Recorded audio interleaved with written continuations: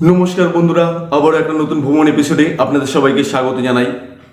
আজকের ভ্রমণ পর্বটি একটু অন্যরকম হতে চলেছে, কেননা আজ আমরা যাচ্ছি রানু মণ্ডলের বাড়িতে। একটি সময় সোশ্যাল মিডিয়ার মাধ্যমে রানু মণ্ডলের গান ভাইরাল হয়ে স্টেশন সিঙ্গার থেকে বলিউড সিঙ্গার পর্যন্ত হয়ে গেছিল।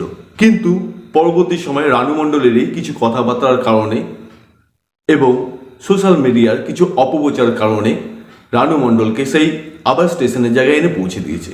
তাহলে চলুন বন্ধুরা, দেখে আসা যাক বর্তমান পরিস্থিতিতে রানু মণ্ডল ঠিক কেমন আছে, তার সাথে জানবার চেষ্টা করব অতীত এবং বর্তমানের ঘটনাগুলি। তাহলে চলুন বন্ধুরা, ঘুরে আসা যাক।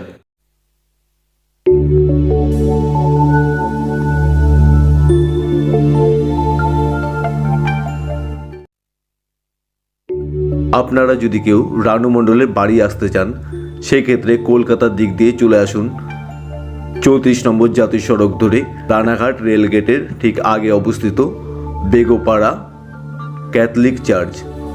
এই ক্যাথলিক চার্চের পাশ দিয়ে একটি রাস্তা চলে গেছে রানু মণ্ডলের বাড়ির দিকে।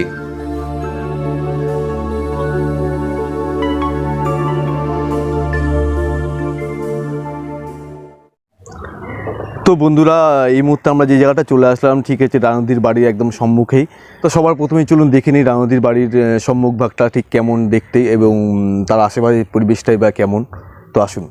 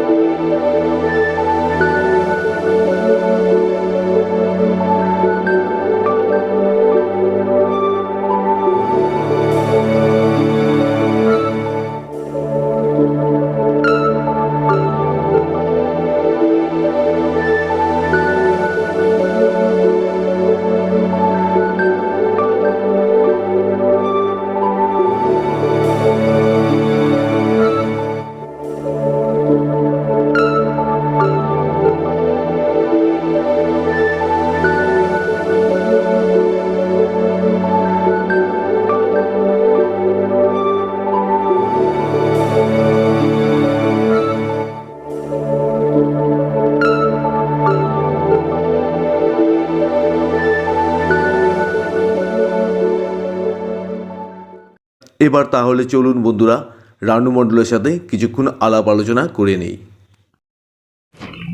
আচ্ছা দিদি, এবার আমি আপনাকে কয়েকটা কথা জিজ্ঞাসা করতে চাই। যেমন আপনার জন্মস্থানটা কোথায়? আপনি কি এইখানে জন্মেছিলেন না অন্য কোথাও? এখানে জন্মাইনি, এটা তো সত্যি। কৃষ্ণনগর জন্মেছিলাম। কৃষ্ণনগরে? কোন জায়গাটা মনে আছে? আমি যখন 6 মাসের বাচ্চা, আমি তো নিজের বিষয়ে কিছুই জানি না, বলতেই পারবো না। তবে কথা হচ্ছে যে যেগুলো শোনা কথা, আমার যারা মাসি ছিল, মাসি বা মেসো, তারা বলেছিল, সেটাই আমি জানি। মানে ছোটবেলাটা আপনি মাসি মেসোর ধারেই বড় হয়েছেন, তাই তো? তা একদম ছোটোবেলায় না, যখন 6 মাস বয়স তখন তো আমাকে আমার মানে মা থেকে আলাদা করা হয়েছিল, বা মানুষ করেছিল কি ভগবান করেছিল সে আমি জানি না, কিন্তু মা বাবার থেকে একদম আলাদা করা হয়েছিল আমাকে। এবারে 6 মাসের একটা বাচ্চা আসে, কত ছোটো। তারপর বাপটাইজ হয়েছে, মানে চার্চে বাপটাইজ করেছিল আমার। তো প্রশ্ন হচ্ছে যে আমাকে যারা বাপটাইজ করেছিল, আমার নিজের মা বাবা তাদের সঙ্গে ছিল না ছিল, আমি তো তাও জানি না, কারণ একটা 6 মাসের বাচ্চা কী কিছু পারে নিজের বিষয়ে বলতে 100বার। তো এবারে কী হয়েছে, সে যখন নাকি আমার ব্যাপটাইজ হয়েছে, তখন যারা মানে খ্রিস্টান ধর্মে যে একটা রিলিজন হয়, যেটা মানে হচ্ছে তোমার ধর্মীয় মা বাবা হয়, নিজের মা বাবা থাকা সত্ত্বেও একটা ধর্ম বাবা হয়। আপনি খ্রিস্টান, তাই তো? হ্যাঁ। তো এবারে নিজের যে ধর্ম বাবা হয়েছিল, তারা নাকি অনেক রিচ, মানে অনেক অর্থবান, বড়লোক, মানে আর্থিক, তাদের মধ্যে কোনো আর্থিকের প্রবলেম ছিল না, আর্থিক সমস্যা ছিল না। তারপরে কৃষ্ণনগর থেকে আপনি রানাঘাটে কত বছর বয়সে এসেছেন সেটা মনে আছে? না, বয়স একদম বলতে পারবো না, তবে আন্দাজে যেটা বলছি যে হয়তো বা 6 ইয়া তবে 8, 9, মানে 10 বছরের ভেতরে, উপরে না, মানে 10 বছরের ভেতরে, মানে সেটা আমার 5-6 বছর থেকে শুরু করে 10 বছরের ভেতরে, সেটা 9 বছর অথবা 8 বছর অথবা 5-6 বছর, কিন্তু 10 বছর মনে হয় না, 10 বছর হয়নি তখন। আচ্ছা দিদি, এইবারের আপনাকে প্রশ্ন করব যে আপনি তো নিশ্চয়ই বিয়ে করেছিলেন? হ্যাঁ, হয়েছিল। এখন কথা হচ্ছে বাচ্চা বয়সে বিয়ে দিয়েছিল আমার। হ্যাঁ। বাচ্চা বয়সে বিয়ে দিয়েছিল, অনেক বাচ্চা বয়সে, 13 বছর বয়সে বিয়ে দিয়েছিল। 13 বছর বয়সে আপনি বিয়ে করেছেন, তাহলে তো খুবই অল্প বয়সে বিয়ে জোর করেছেন। করে। আমার মাসির বিয়ে হয়েছিল 14 বছরে, আমার বিয়ে হয়েছিল 13 বছর বয়সে, মানে আমি যত বড় হয়েছি পরে। সেও কি খ্রিস্টানের মধ্যে না হিন্দু মুসলিমের না, মধ্যে? মুসলিম ছিল সে। সে মুসলিম ছিল। আচ্ছা, নাম কি মনে আছে? কামাল যাকে বলে, কামাল। কামাল, আচ্ছা আচ্ছা। মানুষটা ভালো ছিল, কিন্তু ওনার মানে পেশার অথবা ওনাকে চাপে পড়ে বা ওনার ক্ষমতা অনুসারে পারিনি মেনটেন্স করতে বা চালাতে, তাই জন্য এই পড়ে থাকতে হতো। আমার এই মাসি মেশোর বাড়ি এখানেই পড়ে থাকতে হতো সবসময়। আপনার ছেলে মেয়ে কয়জন, কেমন? এখন আমার ছেলে মেয়েরা আমারই মা বাবা, আমি তাদের ছেলে মেয়ে না, ওরা আমার ছেলে মেয়ে না, আমি ওদের ছেলে মেয়ে। কয়জন ছেলে মেয়ে আপনার? আমার একটা মা ছিল, একটা বাবা ছিল, বাট নেই, ওরা আমার কাছে নেই। যদি ওরা থাকে দূরে দূরে আছে, আমি বলতে পারবো না যে তারা কোথায় আছে, এরকম। মানে কোথায় আছে আপনি সেইটুকু জানেন না? সেটাও বলতে পারবো না। তাহলে আপনার বোনে কতটা কষ্ট আপনার। হ্যাঁ, অবশ্যই। আপনার ছেলে মেয়ে কোথায় আছে আপনি সেইটুকু জানেন না, যে চোখের দেখাটা আপনি দেখতে পাচ্ছেন না পাই তাকে। না, সত্যি করে আমার খুব খারাপ লাগে এটা শুনে। লাগারই কথা, কারণ আমি তো এটা মিথ্যে বলছি না, সত্যি কথা বলছি। আর আমি বেশ কিছু নানা রকম সোশ্যাল মিডিয়ায় দেখেছিলাম, যখন আপনি খুব ভাইরাল হয়েছিলেন, বোম্বে গেছিলেন, তারপরে কোনো একটা মেয়ে সে এসে আপনার মেয়ে বলে পরিচয় দিয়েছিল। এটা কি বাস্তবিক সে আপনারই মেয়ে ছিলেন? না, আমার মেয়ে না সে, কিন্তু সে অত বড় মেয়ে তো হওয়ার কথা না। সে কিন্তু বলেছিল, তার নাম ছিল ঈশিতা। অত বড় মেয়ে কি করে হবে? এই বাড়ির বয়স হিসেবে অত বড় তো মেয়ে হওয়া উচিত না। যে বোম্বে যাওয়ার পিছনে অতীন্দ্রর একটা হাত ছিল অনেকে বলে থাকে। অবশ্য ভাইরাল করেছে। হ্যাঁ, এবার সে অতীন্দ্রের বিষয়ে আপনি কি বলতে চান? সেই ছেলেটা কেমন ছিল আর সে কি বা করেছিল? তার ব্যক্তিগত ব্যাপার আমি কিছুই জানি না। তবে হ্যাঁ, যখন এই পাড়া থেকে যাই তো ওর মাধ্যমে ভাইরাল হয়েছিল, অতীন্দ্রর মাধ্যমে।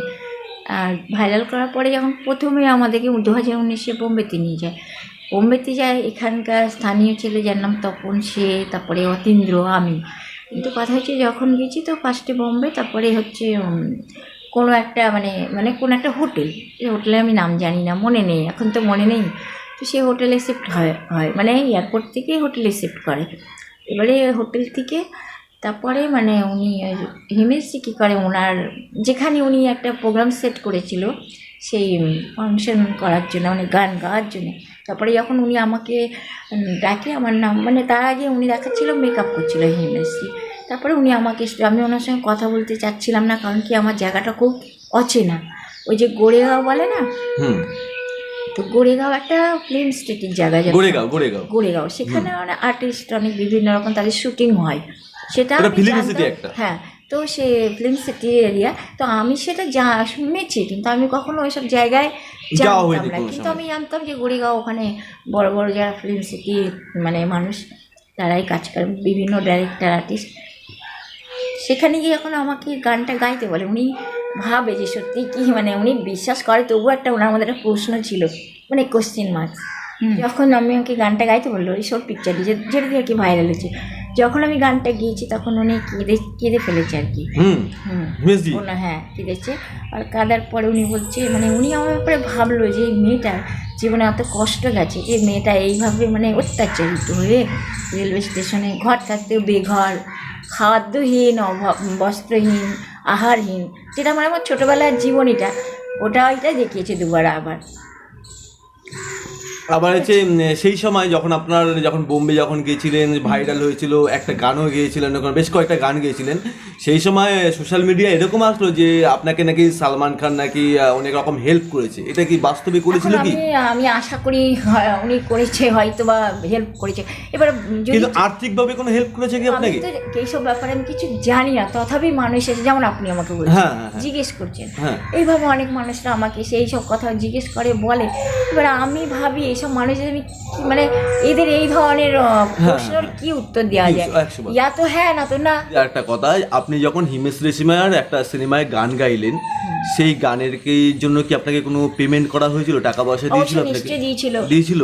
আমার হাতে না, ক্যাশ না, তবে অ্যাকাউন্টে দিয়েছিল। সেই টাকা উনি কতটা দিয়েছিল আমি সেটা জানি না, কিন্তু আমার সঙ্গে আপনি জানেন না বলতে কি আপনার অ্যাকাউন্টে বেরিয়েছে, আপনি জানেন না কতটা দিয়েছে তাই জানি। তোলার সময় যখন আমরা তুলেছি টাকা, শুধু তো উনি দেয়নি, আরো অন্য মানুষও দিয়েছে। টাকাটা কি আপনি তুলেছিলেন না অতীন্দ্র তুলেছিল সে সময়? আমি গেছি, তখন গেছি, আর হচ্ছে ব্যাংকে যখন ছিল, রানাঘাট ব্যাংকে যখন ব্যাংকে ছিল তখন আমরা গেছি 2019-20 পর্যন্ত। তারপরে 21 আর আমরা মার্কেটিং করেছি বলে আমার মনে নেই।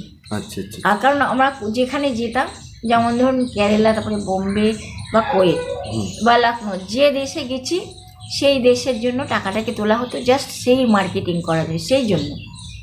তাছাড়া ওই টাকা তুলে এনে আমাকে আলাদাভাবে দেয়নি, এই টাকাগুলো রাখো, এগুলো তোমার, তুমি রেখে দাও, এরম না, জাস্ট ওই মার্কেটিংয়ের জন্য। হিমেশমিয়াজি যে গানটা আপনাকে দিয়ে গাইয়েছিল, মানে শুট করেছিল নতুন গানটা, ওইটা একটা লাইন। तुमसे ही था दिल की लगी, तुमसे ही है ये जिंदगी, तुमसे ही है मेरा जहां, तुमसे ही है दीवानगी, तेरी मेरी, तेरी मेरी, तेरी मेरी कहानी। অপূর্ব অপূর্ব গলা, অপূর্ব অপূর্ব গলা। একটা ছোট্ট একটা গানের আপনাকে আবদার করব, আপনার লতা কণ্ঠী, আপনার যে কোনো একটি গান।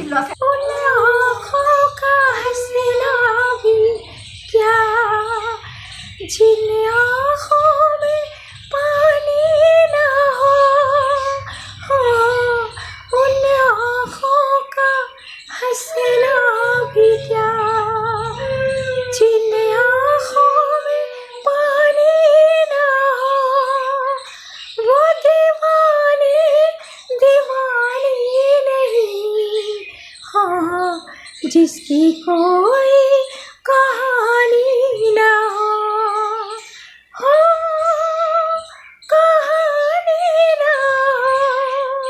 খুব সুন্দর। আচ্ছা দিদি, এবার আপনারা একটা কথা আপনাদের জিজ্ঞাসা আছে। দিদি, আপনি তো এখন স্টেশনেও থাকছেন না, আর হচ্ছে আপনি বলিউডেও কাজ করছেন না, কোথাও যাচ্ছেন না, তাহলে আপনার দৈনন্দিন সংসার খরচ কি এগুলি কিভাবে চলছে, কিভাবে চালাচ্ছেন আপনি সংসার? কোথাও যাচ্ছি না, কিন্তু এই মানুষ তো আর শোনে না, যারা চেনে তো সে তো হুটোপাটা করে ওরা এসেছিল বাসে নাকি, তো ওই মানুষের মাধ্যমে, যেমন তুমি আসলে সবাই জিজ্ঞেস করলে যে কী খাবে, কী এনে দেবো, বিরিয়ানি এনে দেবো, জিজ্ঞেস করলে তো, তাহলে আপনার এইভাবে এখন চলছে বর্তমানে সংসার? হ্যাঁ, তো এখন কথা হচ্ছে তার মধ্যে হয়তো কেউ বিস্কুট আনে বা কেক নিয়ে আসে, সে আমি বললে অনেক সময় বলার পর আবার না বললেও কেউ নিয়ে আসে, হয়তো কেক বা একটা ফুটি বা এই ধরনের, মানে এইভাবে। বাকি ঘরে রান্না সবসময় তো হয় না, চা বানিয়ে চা মানে সকালে তো চা কেন, এই যে ঠান্ডা।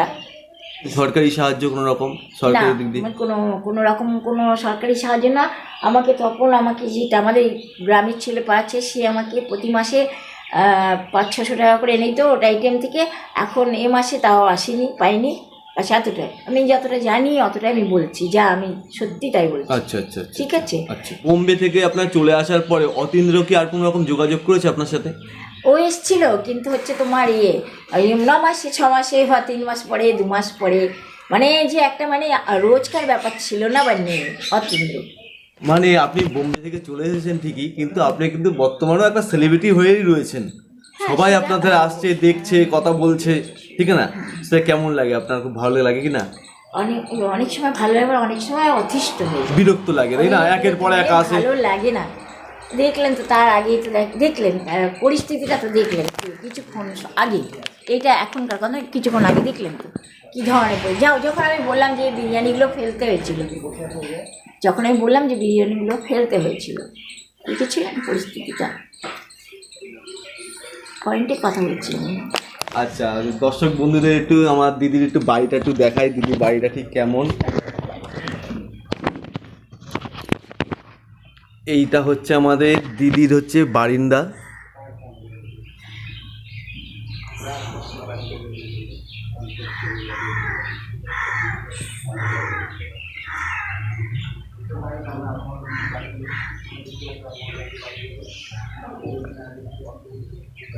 দিদির এই যে গ্যাসের কানেকশন, দিদি মনে হয় কিছু একটা রান্না করেছিল।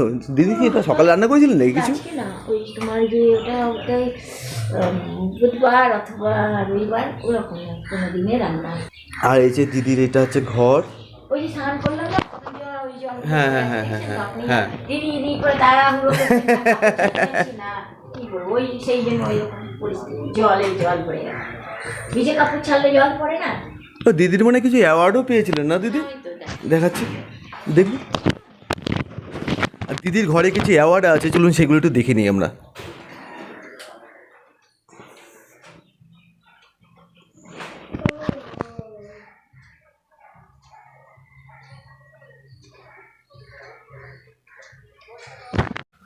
তো এই ছিল রানু মণ্ডল বর্তমানের পরিস্থিতি।